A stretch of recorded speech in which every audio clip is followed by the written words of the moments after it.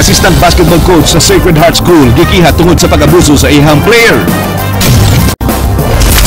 Provincial agriculturist moatubang sa Commission on Discipline and Investigation sa Kapitolyo sunod semana tungod sa pagkatap sa iyang picture online uban sa babae nga dili niya asawa. Mga piniriso sa provincial jail nga nagsigo og Facebook, imbestigaron. Laing kaso ipasaka batok kang Jubel, utang sa resort gibayaran na kuno apan magpadayon ng kaso. Ubos siya karon sa kustudiya sa Kapitolyo. Action Bisaya exclusive. Laing mga biktima ni Jubel nanggawas na.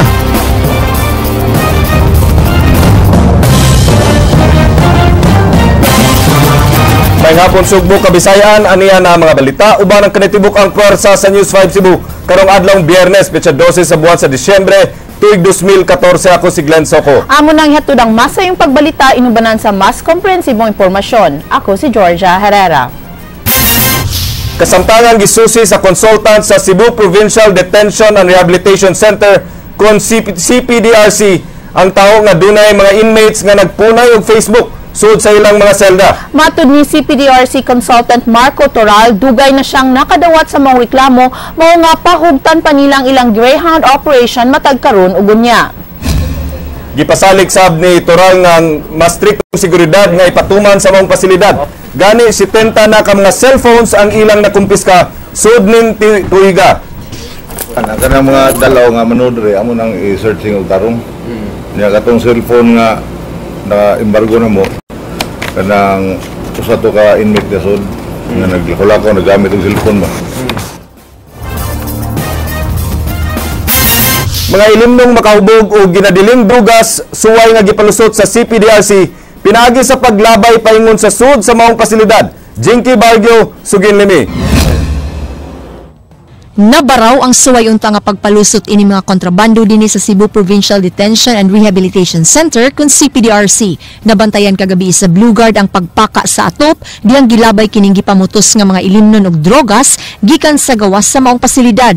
Ang gipamutos naglangkob sa binutilya nga ilimnong makahubog, unom ka ampule sa nubin, tulo ka gagmayng pakete sa shabu, usa ka timbangan og kining hook nga mao'y gamiton pagbira sa kontrabando. So na-timingan jud to siya nga mo ipaglabay na nadungog sa gwardiya kuan kan doon naman so mo to nga amo dayon gi-assistan sa sila sige na musugan nako para mas dako ang area makita giba. Daling mipaygayon og investigasyon ang namunuan sa CPDRC ngadto sa mga inmates ug aron malikayan kini dunay gihimong aksyon ang maong pasilidad. Ang amo gi-install karon is electric sa fence ba na electric bitaw. High voltage nga wire. Manya taura na mo butangan mo guardhouse sa gawa sa fence. Outside ito na poste butangan mo outpost nito. Sigayong mailhan ng inmate nga responsable sa pagdawat sa mga kontrabando nanganti ang consultant sa CPDRC nga ibartolina kini. Jinky Bargio, News 5. Delivery van nakabangga sa usa ka motorsiklo nga dunay duha ka sakay sa Maydan 3 de Abril ganihang kadlawon. Ryan Sorote, Suginlimi. Makita sa skid marks ang pagkadaro og kapinjis metro sa driver ining motorsiklo nga si Jeffrey Obeda samtang nalagpot sab ang angkas ini nga menor de edad human makabangga ining delivery van. Matod sa driver sa van nga si Jobeth Hakusalem, gikan siya sa dakbayan sa Mandawi og paingon na unta sa dakbayan sa Talisay aron mo deliver og karne sa manok. Milikay siya sa motor nga gimanih ni Jerome Salanoy nga gisundan usab ni Obeda. Asoy ni Hakusalem nga wa siya makamatikod sa eskina nga gigikanan sa duha ka mga motorsiklo. Ang nagunan niya mo ako nalikayan kay mingkalit mangudog labang silbi diha o mingkalit mangudog labang di ang musugat ita mo kuanta di diri ko ni agi ni wave ko niya pag wave nako sunod mo na siya. Apan matod sa Lunoy, si Hakusalem ang napagkusog hinungdan nga wa na makakontrol sa iyang dagan hinungdan nga iyang nadasmagan og nadaro ang motorsiklo. Giangkon ni Hakusalem nga kusog yod ang iyang dagan. Naka-break na si Jeffrey. Nya multi ka kusog kay badagan, mao tong nadamagan siya. Mo pasangil pag ito siya nga ako gilikayan niya nakalabang nagugugod. Layo pa kasi siya nakalabang nako. Giulagway sa mga investigador nga hilan ang lugar kay di dayon makita ang mga manggawas nga sakyanan gikan sa Dan F. Pacanya. Safety ta Inala mo hunong sa itaw na sa eskina, una tamo labang. Way nakapakitang lisensya sa Obeda ug nakainom sab kini. Reckless imprudence resulting to damage to property and serious physical injuries ang posibleng atubang sumbong sa driver sa van. Ryan Sorote, News 5. Isip usa sa pagpangandam sa pag-abot sa Santo Papa karong Enyero, mipahigayon og assessment sa mga canine dogs ang Supervisory Office for Security and Investigation Agency gikan sa kauluhan. King Perez, Sugin Limi. Mianhi ang mga sakop sa Supervisory Office for Security and Investigation Agency kon SOSYA gikan sa Camp Crame diri sa Sugbo niadtong miaging semana alang sa assessment sa mga canine dogs. Nasugdan na sa SOSYA ang pag-assess og 175 canine teams dito sa kauluhan.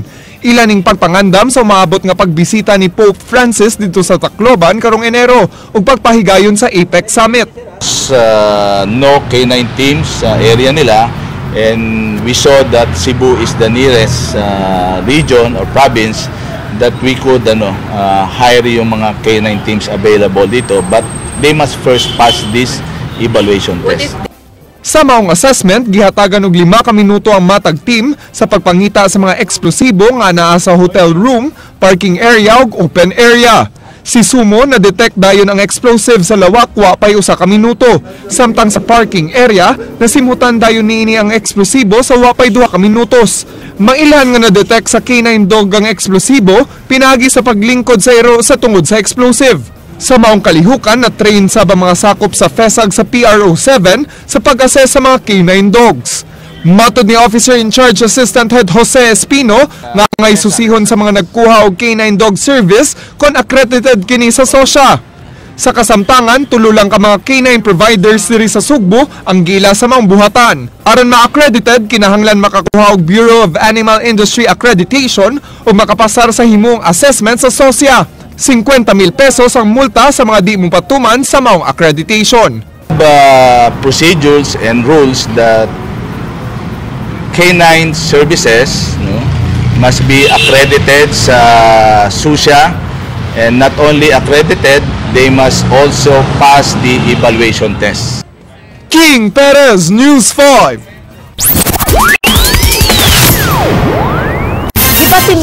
Gipasidunggan sa Bureau of Fire Protection Region 7 ang mga bombero nga dunay nahatag nga kaayo ug nagtinarong sa ilang pagpanerbisyo.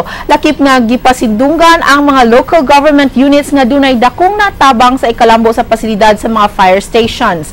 Mga medalya ng papuri at kagalingan ang gitaod sa mga bombero nga nagtinarong sa ilang trabaho.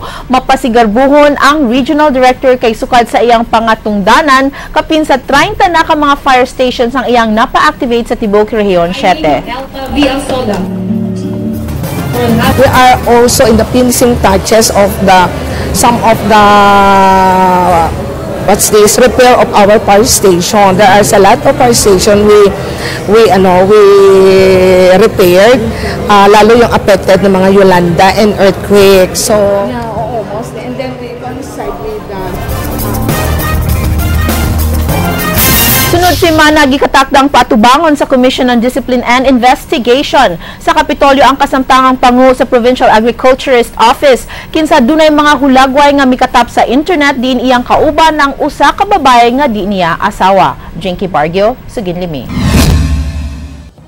Nunod sa pagkatap sa mga litrato sa social networking sites nga naglambigit sa kasamtangang pangu sa Provincial Agriculturist Office nga si Roldan Sarahena, din kauban niyang usa ka babae nga giingong di niya asawa, ang Commission on Discipline and Investigation sa Kapitolyo nga mo'y gitahasan sa gobernador sa pag-imbestigar pinaagi sa Provincial Administrator, miingon nga wa pa nila maliili ang kaso ni Sarahena ug wa pa sab sila makakita sa mga hulagway niini.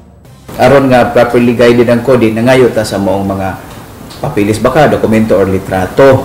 At the same time, aron po nga matagaan natog due process po ang nahingtungdal si Dr. Sarahena. Karong Disyembre 17 gikatakdang moatubang si Sarahena sa komitiba aron paghatag og katinawan. Di pa sab sila makasulti kun angayan na bang ibutang sa preventive suspension si Sarahena. Okay, kana gani pag-imbitar na to, usa na manaslakang, di ba? Tagaan na to siya gigayon kay pinasikat sa mga taho sa newspaper.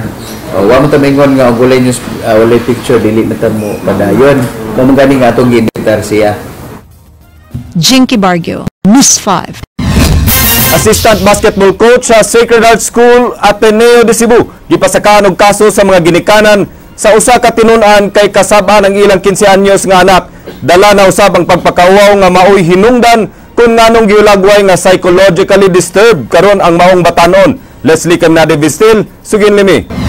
Kasong child abuse ang gipasaka sa mga ginikanan sa usa ka 15 anyos nga batanong lalaki batok sa coach niini nga si Ayas Tadeos Bacalso alias Sai Bacalso. Sa buhatan sa Mandawi City Prosecutor, kini pinaagi sa abogado sa mga pamilya nga si Attorney Inocencio de la Serna. The parents were very distressed because all this time na mag-training day sila, insultuhon, he was the brunt of verbal assaults, insults, kanang ingnan ka o let us say kanang word hugo. Base sa statement sa tinunan nga kanunay siyang pagkauwawan sa ilang coach at ubangan siyang teammates ug ingon man sa bangtaw. Nasayran nga sugod pa ni adtong grade 4, nagsige nagpangasaba ang maong coach sa maong batan-on. Mao nga gihulagway nga duna kini psychological problem. Nang it came to a point naging dili nakatug.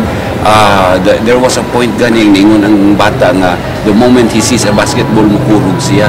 So imagine the trauma that has affected the child because of these acts, and it's just very unfortunate kay nganong wala ni mahibaw idayon tungod lang siguro kay ang bata ganahan gyud nga muduwa o basketball, ganahan gyud sa member sa varsity team mo nang gi-injure lang gyud niya. I hope that with the filing of this case, kaning uban nga mga nabiktima aning coach mugawas na. Naglaro sab nga mupasaka og civil case batok kang Bacalso.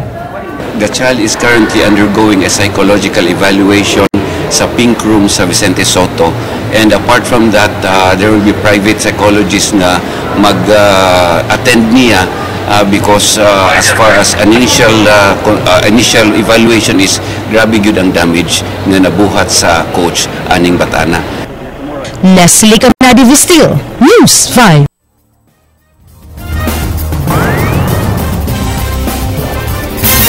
Gipahigayon karong hapon ang tinuig nga oblation run sa University of the Philippines Cebu. Lakip sa tema sa oblation run karong tuiga, mao ang panawagan sa rehabilitation sa mga biktima sa kalamidad. Pagjunk sa Visiting Forces Agreement tali sa Pilipinas ug United States, lakip na ang pag-abolish sa pork barrel system ug violence against women. Ang tinuig nga oblation run usa ka tradisyon sa mga miyembro sa Alpha Phi Omega Fraternity and Sorority sa University of the Philippines alang sa pagsulong sa ilang mga advokasya ug mga kausa.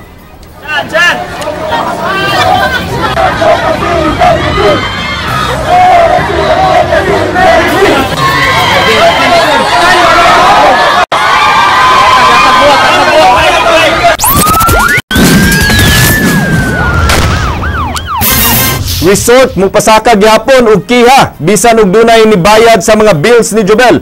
Gipaubos kini karon sa evaluation sa Provincial Social Welfare Office. Andrea Patenia, Sugin Limi. Pasado alas 10 sa buntag migikan dinhi sa Asturias Police Station ang kontrobersyal nga si Jobel Bascog aron formal nga pasakaan og kasong estafa sa tag-iya sa resort nga iyang giistaran sud sa tulo ka adlaw nga wa bayri ang bill nga 15,000 pesos. Mao na kini ang laing kaso nga ipasaka batok ni Jobel human wa niya bayri ang serbisyo sa usa ka beauty salon. Sa Women and Children's Desk gihold overnight si Jobel human nagpailang 16 anyos bisan way ebidensyang napresentar. Apan lahi-lahi ang edad nga iyang ipangingon ngadto sa iyang mga biktima. Gani sa Subang Dako Police Station, 19 years old ang nakablotter ni ining edad, samtang sa mga staff sa resort lahi sab ang gitug-an ni ining edad ug diha na magpailang minor sa matag panahon nga madakpan. Sa among kauban niya siya 23 nya. Kaganina lang niya siya 17 nya. Sa mga pulis 16 na pod. Sa wa pamigikan sa Asturias Police Station ang kapulisan kauban si Jobel, wa pa mabayri ang 15,000 pesos nga bill ni ini. Apan pag-abot ni Asturias Police Chief Philip Libre sa Capitol Grounds, may pahibaw na sab kini nga moatras na sa pagkiha ang tag-iya sa resort kay baguhay ra kunong nabayran ang bill ni Jobel. Pagkataud-taud, may pahibaw na sab kini nga ipadayon pagpasaka ang sumbong nga estafa. Gikumpirmar sa resort staff nga nabayran na ang bill sa usa ka wa mailhing lalaki nga miabot sa resort apan nausab ang desisyon sa tag-iya ug mudayon sila kiha. Ingong usa ka messenger kuno ang mitunol sa kwarta. Ibat daw, settled na daw pero idayon na lang yun ang case. Ano man ma'am? Ibadayon Kuan man. Para? Ipadayon naman na mo, na may sulti sa mamo. Apan sa wa pagida sa prosecutor's office, gidao sa kini sa Provincial Social Welfare and Development Office kay giingong standard operating procedure nga sutaon kun duna kini level of discernment usa pa sa kaso kay napaila nga minor. Iyahan na i-prove sa court nga minor siya. Kay subordinate for kasamo pag niya nga minor siya ang gitreated as minor, pero regarding sa kanang birth certificate wala jud nga kuha kay sa ini, so dili man ta mga kuha o wala kay dilita ginikanan o ilang. So nga mo mag-file na gumi sa kaso.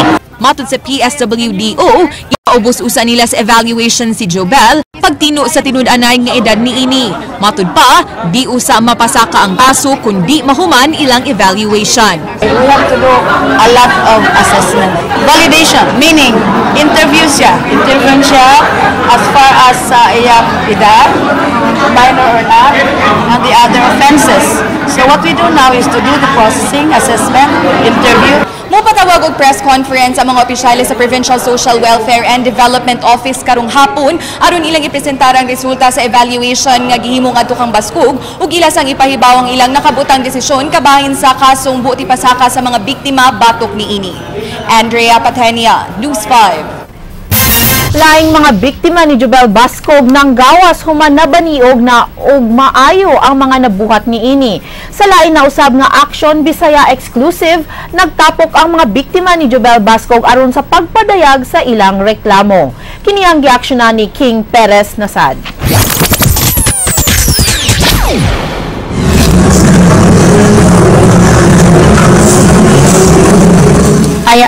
I really very sorry to the people involved as well, sa mga na-stress, of course. Tungod na. Sa pagpangayog pasaylo ni Jobel Baskog sa mga naagrabyado ni ini, misulti siya nako nga wa na ilaing insidente nga iyang nabuhat gawa sa mga nabalita. Apan human na sibya ang pagbiktima ni Jobel sa usa ka beauty salon ug resort, laing biktima na sabang midangop nining inyong tigbalita. Human mabutiag ang mga binuhatan sa gitawag nga gwapang shoplifter sa Cebu. Wa magdahom si Howell de Guzman, usa ka bakasyonista gikan sa kauluhan nga mabiktima siya ni Jobel sud sa Cebu City Sports Center, Dakbayan sa Sugbo. Niadtong Disyembre 7 sa hapon, nag-abot si Howell ug usa ka nagpailang si Bell nga mo'y unang ni-introduce sa iyang kaugalingon ngadto sa biktima. Human sa napo ka minuto nga ilang pagstorya, giimbitar ni Bell si Howell nga magdungan sila og jogging. Misugot ra sab kining biktima kay matud pa kasaligan ng gwapang babae. Hindi ko alam kung ano nangyari kasi ano siya parang ang ganda ng mukha, ganyan. So lahat pumayag ako. Sa akong makita nato ang lugar kundi gibilin lang Howell ug Jobel ang ilang mga butang samtang nagdungan sila og jogging diri sa Cebu City Sports Center. Matud ta sa biktima nga ni hunong si Jobel sa pagdagan, human silang ikaduhang round sa pagdagan diri sa track oval. Ug duda sa biktima, nagikawat ang iyang bag samtang nagpadayon siya sa pagjogging. Gawa sa mga identification card, sud siyang bag maong mga gadgets, sinina og sapatos nga matud pa ni Howell, moabot sa kinatibuk ang kantidad nga 60,000 pesos. Sa dihang mito maubalik ang pangalang Jobel Baskog sa social media, nakumpirmar ni Howell nga si Bell nga iyang nakaila sa Abeliana ug si Jobel usara ka tawo. Plano karon ni Howell nga pasaka og kaso batok ang Jobel, kun dili niini mauli ang mga gikawat nga kaptangan. Ano naman, kung ano yung mapag-uusapan namin, pwede siya makapag-settle, pero bibigyan ko lang siya mga a week lang. Hangtod karon walay bayad nga nadawat si Christy Sigvatsen sa kapin 2,000 pesos nga salon services nga gidagana ni Jobel ni atong Disyembre 4. Nakit-an sab ni Christy ang mga pasangil ni Jobel kagahapon. Any person with their you know, in their right sense of mind can see a person who is remorseful good. And in that interview that you've done with Jobel, there's no remorse. There is no shame. Matod ni Christy, pasangil lang ni Jobel nga emergency ang iyang pagbiya sa salon. Ug sama sa mudo sa iyang pagbiktima sa stud boutique niadtong Agosto, gibilin usab ni Jobel ang iyang bag kay magkuha pa kini og kwarta. She did not say that there was an emergency. Actually, she said that her boyfriend was drunk in the parking lot and that nagwild na daw. So she needed to be with him. And my response was, that's okay, I totally understand. Just let me know when you can settle the amount. And she said that she can settle it the next day. I waited the whole day the next day. Gani hangtod karon wa pa hingpit mabayri ni Jubel ang iyang nakuha sa stud boutique sa J Center Mall niadtong Agosto. Matod sa tag-iya sa stud boutique na si Jessa Romagos, 5,000 pesos pa lang ang nabayran sa Jess Mill nga gisibat ni Jubel. Yeah, nalang ko'y na-meet nga common friend niya, nga mo Silvi, murag amiga niya, suod niya, silingan la dito sa Leyte nga. Nangutan ako kumusta, then ingon sila nga na house arrest na daw. So ako kampante ko nga at least murag ma-reform na siguro ni siya kay house arrest, di daw pagawson sa ilahang balay. Nya karon kay strike again na sad siya. So pag tanaw ko sa iyang interview, makalagot ba kay mura wala siya nagbasol sa iyang gibuhat bisan og na media na siya daghan kaayo. So makalagot. Nag-abot ang mga biktima ni Jubel diri sa J Center Mall sa Dakbayan sa Mandaue. Dinhi unang nabutyag ang binuhatan ni Jubel human nakuhaan siya sa security camera sa mall nga nagsulob na sa mga iyang nada gikan sa stud boutique. Dihang na-report sa kapulisan na siren nga gireklamo kini tungod kay wala usab kini makabayad human nagparty sa Live Super Club ug usa ka van nga iyang giabangan. Kagahapon ang taxi driver nga si Celerino Boy Uwano nag-abot og ang laing biktima dihang gipasakaan og estafa si Jubel sa tag-iya sa beauty salon. Mitugan si Uwano nga misakay kaniya si Jubel ug nagpahatod og nagpa-waiting sa may Villa Gonzalo apan wa na mobalik. I don't need to explain anything. I don't need them to feel sorry for me. And yeah, as I've said, I don't care anymore what they think. King Perez, News 5.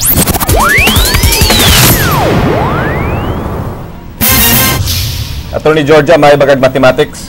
I'm not ashamed to say na no. Di ko Kani- mayo. Usa ka 4 anyos nga bata ang misikat sab sa YouTube tungod sa iyang kamayong mo-solve og math problems. Di malupigan pa niya ang mga hamtong. Ato siyang ila-ilahon pinaagi ni Andrea Patenya. Sa unang tanaw, samara sa mga ordinaryong bata kining 4 anyos nga si Miguel Ceciliano III o si Miko. Hili kining magkarate ug swimming. Kun pahubaron kining mga math problems ug equations nga maoy gitun-an sa mga estudyante sa elementary ug high school, mobilib yun mo kay lupig pa niini ang ubang hamtong sa pag-answer. Kining number squaring challenge, sayon ra kayo ni Miko nga tubagon. Kunang pagkaon og ice cream maoy ampay sa mga bata, ang pag-solve sa volume sa ice cream maoy gikalingawan ni Miko. Times the radius. Kung duwaan sa mga bata ang bola ug toy boats, si Miko, math problem sa bola ug barko ang gikabisihan. Times pi. Times the r cube.